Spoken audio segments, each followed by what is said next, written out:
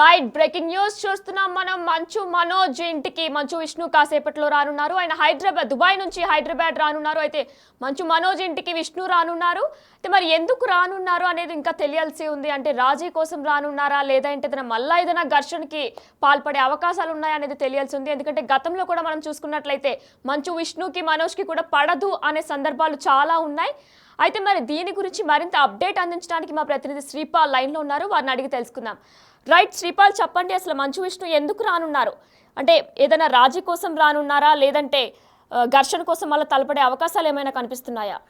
నిన్న జరిగిన సంఘటనలు చూసుకుంటే మాత్రం మంచు మనోజ్ ఒక గాయాలైనాయి. మార్నింగ్ ఫోన్ చేస్తే అందరికి కొంచెం మీడియా వాళ్ళని కూడా కన్ఫ్యూజ్ చేయడం జరిగింది.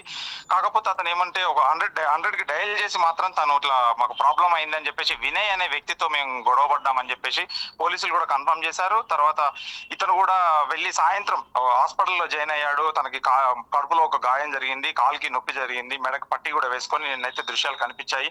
తను కూడా 100 డయల్ చేసి కేసు అయితే పెట్టబోతున్నారు. ఇదే నేపథ్యం మంచు విష్ణు అయితే ఒక సినిమా చేస్తున్నారు, కన్నప్ప సినిమా.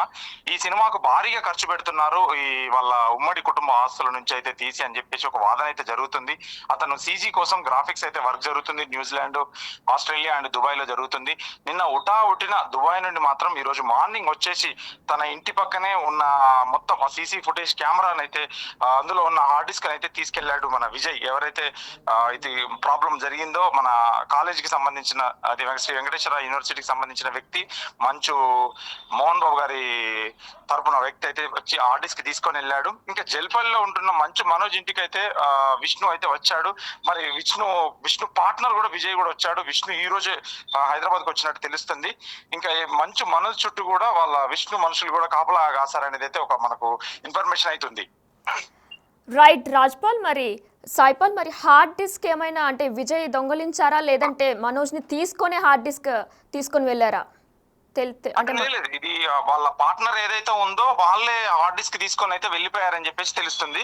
ఇకపోతే ఎందుకంటే వాళ్ళు జల్పల్లో ఉన్న మంచు మనోజ్ ఇంటికి కూడా విష్ణు వెళ్ళనున్నట్టయితే సమాచారం అయితే మన దగ్గర ఉంది, వెళ్తున్నాడని చెప్పేసి.